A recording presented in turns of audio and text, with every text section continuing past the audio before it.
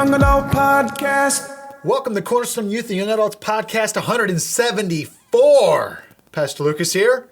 Pastor Aaron, what's up, everybody? Coming at you from Cornerstone Church in the recording studio. That's right. We're ready to go. You ready? I'm ready to go. You want to get the picks in? Let's go to the picks. All right, who will win? It's time for the picks. All right, first, I picked wrong again. I'm not having a good year. I'm 3-4. You are 4-3. 4-3. And Fred is 7-0. Yeah. Crazy. The Lions are on a bye. Yeah. And so what we're going to do, because the Lions aren't playing, we're going to pick what we think are going to be the winners of the other three teams in the NFC North. Yeah. So I'm curious, how is this going to score for us? Because there's 3 games. Then we'll potential to go 3-0. Okay. Or 0-3. Okay. All right. Or 1-2. Yeah. All right. All right, you ready? Yeah, I'm ready. Did you text your father about what we're doing? I did. I texted him less than 10 minutes ago. And he hasn't responded yet, has he? He just texted me. He's a little confused about the question. So I think he's going to figure it out. We'll see if we have him by the end of the segment. All right, I think I got my picks, though. Okay. All right, so the Vikings play the Chargers in Los Angeles. Yeah. Los Angeles are right now favored by 3.5. Yeah. I'm going with a Vikings loss. Same. Vikings loss. Take the L, Vikings. Yeah. Take it, and hold it close. Hold it close. Take it. I think Justin Herbert is kind of coming along. He's looking better than I think the record shows. And I only know that because he's on my fantasy team. And he's been doing pretty well. Okay. Fantasy-wise. He has? He has, yeah. Okay. Did they win last week, the Chargers? I don't remember, but he did pretty good. All right. He had like 3 touchdown passes and 250-some yards. Maybe more than that. So you're betting on the Chargers because Herbert's going to do it for him. Herbert's going to do it for him. All right, I'm right there with you. All right, then we got Bears at Ravens. Bears at Ravens. This line was shocking. Yeah, the Ravens are 1-5. And I can't believe they're favored so highly to beat the Bears. They're favored to win by 6.5 points. Which is crazy. That is crazy. So I'm guessing based on that people are believing Lamar Jackson is going to be back. Yeah, and Caleb Williams still doesn't look all that great. I agree. As a matter of fact, I started him in my fantasy this week, and he got me 7 points. So that tells you right there that he didn't put up numbers. He didn't throw the ball very much, and he didn't do much. Yeah. So I'm going to go with Bears loss. I'm going to go with the Bears loss too. Here we go. Bears loss. And Bears take the L. We're supposing Lamar Jackson plays. Right. If Lamar Jackson doesn't play, I think the Bears will win. Then we got Green Bay at the Steelers. We've got Aaron Rodgers playing the Green Bay Packers. This might be his first time he's playing the Green Bay Packers since leaving the Green Bay Packers. Did he play him once as the Jets? I don't know. I don't know. I'm not sure. Did, because he was injured. I don't know. I just don't know. Anyway, it appears the Green Bay Packers are favored by 3.5 points over the Pittsburgh Steelers. Now this one's interesting. I'm going to go with the Packers' victory. Okay. I just think they're better. They're just a better team. I agree. I think they're a better team, but I'm actually going to go with the Packers' loss. Okay. So we're different there. We're different there. All right. Here, can I give my reason? Yeah, totally. I think that Aaron Rodgers is going to want to win more than Jordan Love, especially because they're coming off a tough loss to Joe Flacco and the Bengals. They're upset. And I think they're upset. The yo-yo effect. I think that's what I'm saying. I think the yo-yo effect's going to come in. Yeah. And I think Aaron Rodgers is going to pull it out and beat the Packers. Okay. Now, is your dad texting you? He just texted me. Does he have picks for the 3 NFC North teams? He does. They're the exact same as you. He says Bears lose, Vikings lose, Packers win. Okay. There you go. Well, my goodness. Here we go, folks. All right. For our culture clash this week. Culture clash. We're going to do something slightly different from last week, which is we're picking each have our own culture clash view. That's right. All right. Let's get to culture clash. Man, that clashes with my biblical worldview. Do you want to go first? Do you want me to go first? You go first. All right. Culture Clash this week is Taylor Swift. Okay. Taylor Swift. It's getting hard as a Christian to enjoy myself some Taylor Swift. I'm getting concerned for my daughters. Yeah. Who like listening to Taylor Swift. Her new album, something about she's a showgirl. Sorry, I can't remember the name of the album. The Life of a Showgirl. I can't remember. I'll be honest. I've listened to 0 songs off of her new album. Well, I've listened to one song. Okay. It's not something young people should be listening to. It's definitely not something Christians should be listening to. This is what happens, Pastor Aaron. Okay. So the song's called Wood. Okay. Which is a sexual innuendo for you know what. Yeah. And this is what happens, my friend. This is how it always happens. Yeah, that's true. Which is, starts off with this little country girl singing on some sort of folky stage, and she's cute, and she's singing about childish things, and then she grows up, and she's no longer singing about fun, childish life. Yeah. It is explicit. Yeah. As a matter of fact, most of the songs in this album on Spotify have an E by them, which means explicit. Yeah, which means I couldn't even listen to them on Spotify. You can't. You have the Yeah. filter. Yeah, the like explicit content is turned off on my Spotify account. So yeah, I couldn't even pull them up. and that's my culture clash. Taylor Swift is clashing with my biblical worldview. And you know what's unfortunate about that one, Pastor Luke? A lot. What do you have to say though? So here's what I was going to say is that I agree. Taylor Swift used to be, honestly, someone that I could just listen to. Yeah. You know, even like when I was in high school, you know, me and my friends would jam, especially that old school T Swift. You know, we'd sit there and we could be listening. And now it's just like I don't even want to listen to T Swift. You know, I'm afraid of the Swifties though. Well, that's okay. They can do whatever they want. I'm not afraid of the Swifties. You can come at me. It's okay. That's quite the dedicated army of fans. It is. Yeah, I took them on. You did. Sorry, everybody, but she's clashing with my biblical worldview these days. Yeah. All right. I got a culture clash that's.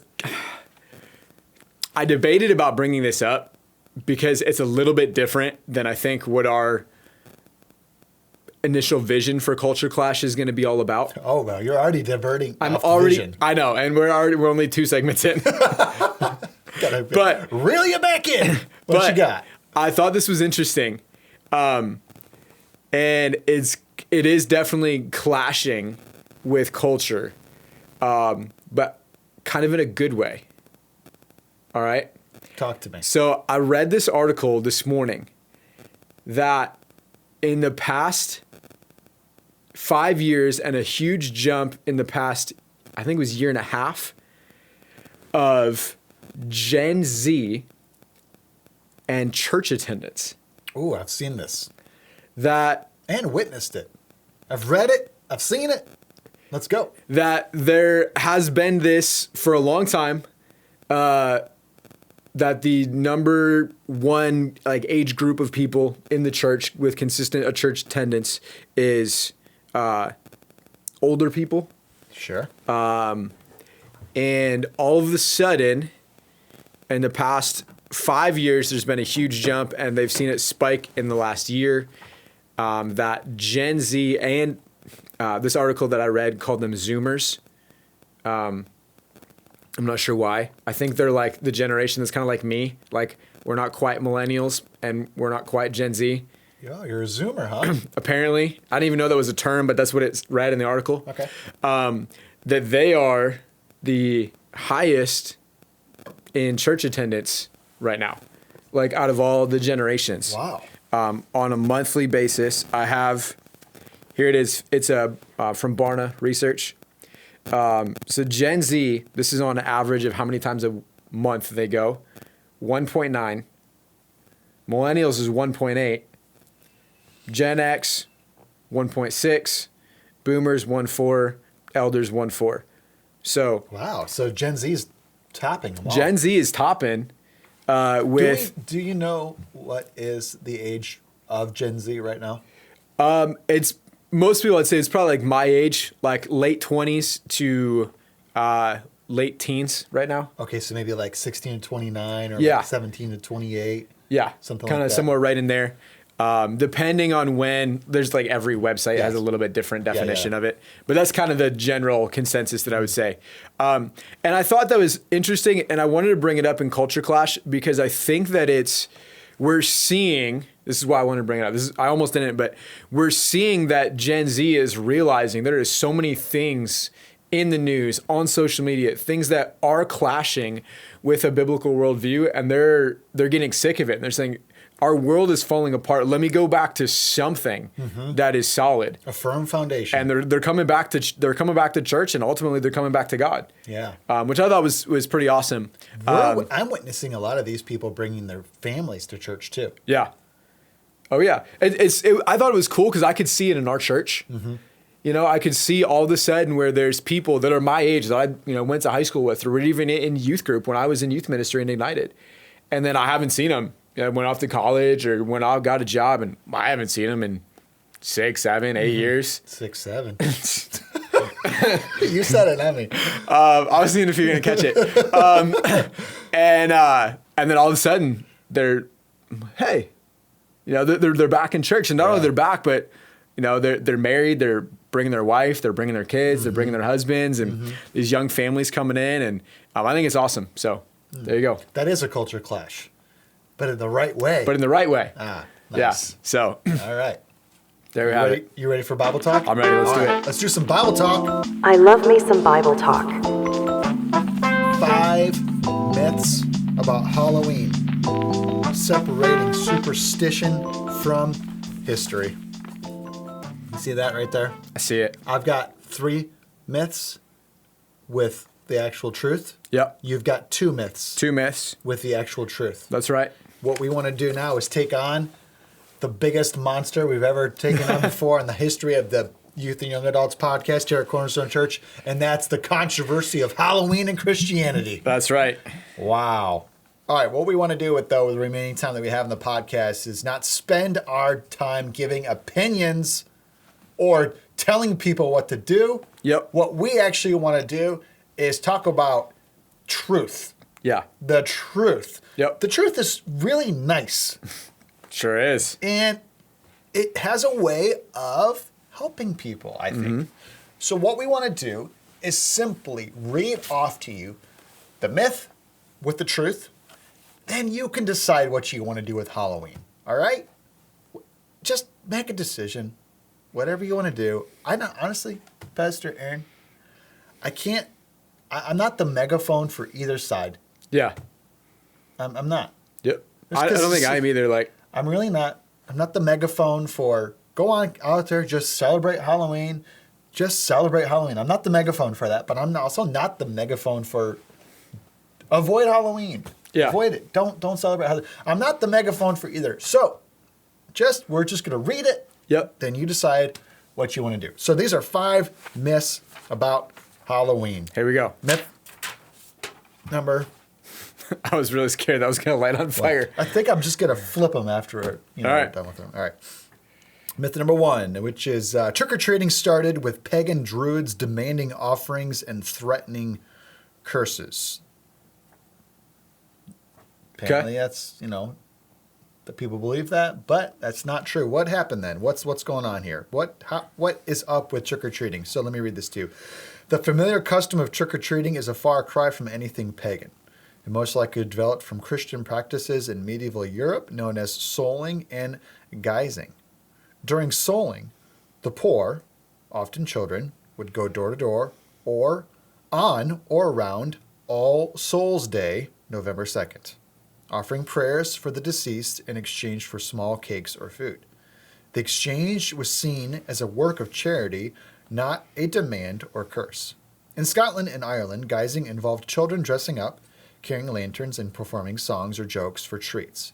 It was a lighthearted folk custom that blended remembrance with community celebration.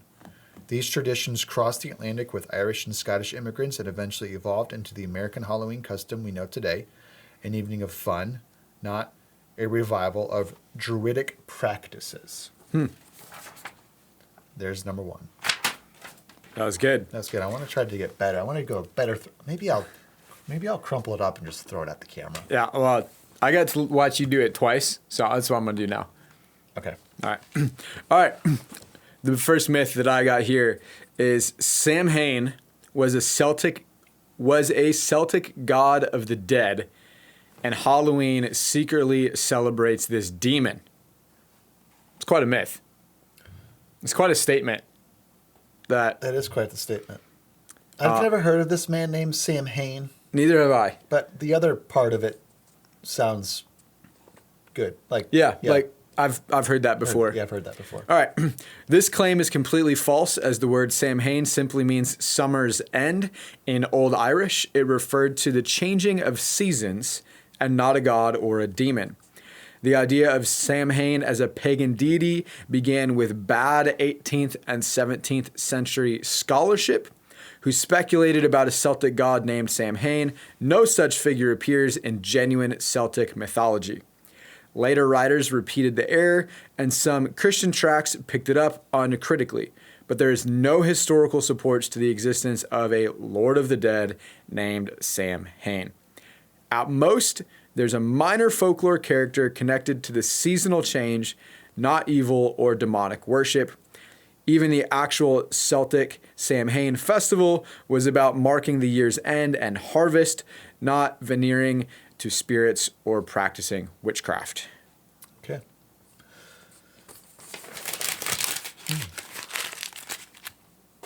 Nice. Very nice. There we go. Number 3. Jack-o'-lanterns are occult symbols used to summon evil spirits. I feel like I've kind of heard something like that before. Yep. All right, so what is going on here? So jack-o'-lanterns come from Irish folklore, not from occult rituals. According to an old tale, a trickster named Stingy Jack once deceived the devil, but was barred from both heaven and hell, condemned to wander the night with only a glowing coal inside a carved turnip. He became known as Jack of the Lantern. To ward off Jack's ghost or other spirits, people began carving faces into turnips or beets and placing candles inside, a way to scare off evil, not invite it. When Irish and Scottish immigrants brought this custom to America, pumpkins proved more plentiful and easier to carve, giving rise to the modern jack-o'-lantern. Far from a tool of witchcraft, the lantern became a symbol of folklore, storytelling, and autumn tradition, mix of superstition and play, not a pagan or demonic emblem. So it is nice to know that where the jack-o'-lantern or the pumpkin carving kind of came from. Yeah. That's kind of fun to know. Actually. Yeah, that's cool. I actually never knew that, so that's pretty cool. Yeah, I agree. That's why we're letting everybody know. Yeah. All right, here we go. Oh, That's a good one. I hit the camera. That was cool. All right, this one is one that I feel like I've definitely heard this myth before. All right, here we go. Halloween began as a pagan festival honoring the devil or the dead. Oh yeah, that sounds familiar. Yeah, I feel like I've heard that rephrased or said many times, something like that. All right, here we go. This is the truth historically. In truth, Halloween's roots are Christian, not pagan. The name comes from All Hallows Eve, the holy day before All Saints' Day, which is November 1st. Feast the early church established to honor the saints and remember the faithful departed. There's no evidence this had anything to do with devil worship. In the 8th century, Pope Gregory III moved All Saints' Day to November 1st, likely for practical or liturgical reasons, not to Christianize a pagan event. Well, at some point, the Celtic Harvest Festival at Samhain, wow, that was a really bad sentence. Let me start over. While some point to the Celtic Harvest Festival, Samhain, historians note that Samhain was a seasonal observance marking the end of summer and not a Day of the Dead or a ritual to honor demons. Medieval sources don't show any October 31st or November 1st as a major pagan holiday. In fact, early Christians in Celtic lands actively suppressed lingering pagan customs rather than blending them. So historically, Halloween grew out of a Christian holy day, focusing on honoring God's saints and praying for the departed, not pagan or satanic worship. That's actually pretty cool. Yeah, I really like this phrase, that in fact, the early Christians in Celtic lands actively suppressed lingering pagan customs. Yeah. Instead of blending them together. I agree. That's cool. I thought that was a good point. Yeah, that's like the step. Very good. Oh, yeah. There we go. All right. Here is my last one. Here's the myth. Halloween is a night of heightened demonic activity when witches and spirits roam free. All right, so we're just going to kind of read this last one and then share a little bit more thoughts, and we'll be good to go. So, there's no historical or biblical evidence that October 31 holds special power for evil spirits. The idea of Halloween as a night when hell has free reign grew from folklore, fiction, and fear, not from scripture.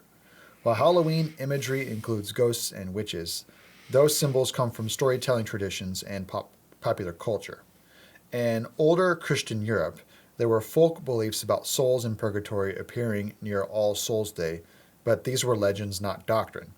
Even modern data doesn't support claims of increased occult activity on Halloween, apart from the usual human mischief or vandalism. Evil doesn't wait for a calendar date. As 1 Peter 5:8 reminds us, the devil prowls around like a roaring lion every day.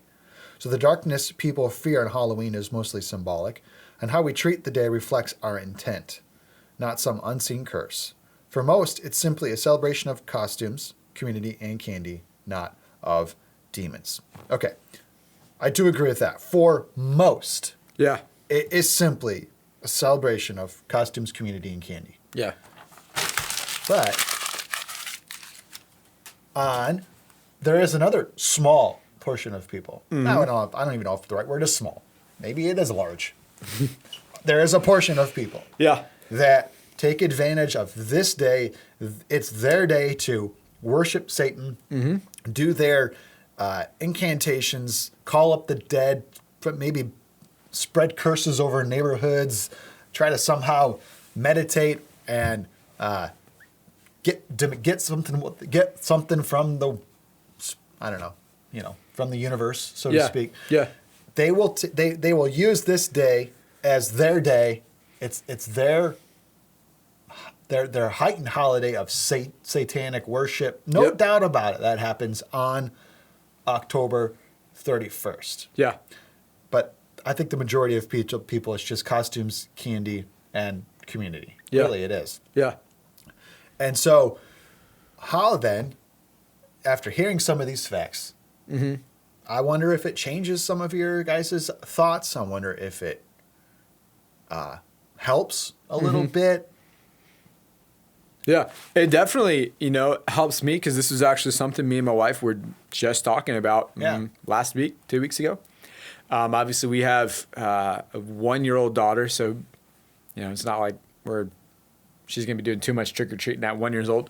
But we were talking about, hey, what are we gonna do as she gets older, as our family grows? Are we gonna go out trick or treating on Halloween, and we're gonna do something else? Are we just gonna how are we gonna kind of flow in this, work with this? And we were both like not super opinionated either way. I grew up trick or treating probably till I was like 8 or 9, maybe 10, and then we stopped doing it. My wife trick or treated all the way up until last year. Last year. Really? Not quite, but Okay. But like she's like, I don't know, like I don't have a really strong opinion about it. That goes either way, and so just getting some of these facts and hearing it, I feel like it will help us to make a good decision for our family, of how we're gonna roll with this holiday. Yeah. Hey, you decide what you're gonna do, but let me say this: the truth is out there. There it is. So don't deny the truth. Yeah. All right. Oh, it's been great to be with you today, audience. It's been a good one. How'd you describe this one?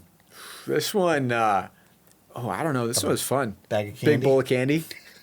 Big bowl of candy. Nice. That's the only way to roll, right? That's the only way to go. That's the only way to go. Right Yeah. now. All right, everybody. Catch you on the next one. Bye. Youth and Young Adult Podcast. Youth and Young Adult Podcast. Youth and Young Adult Podcast.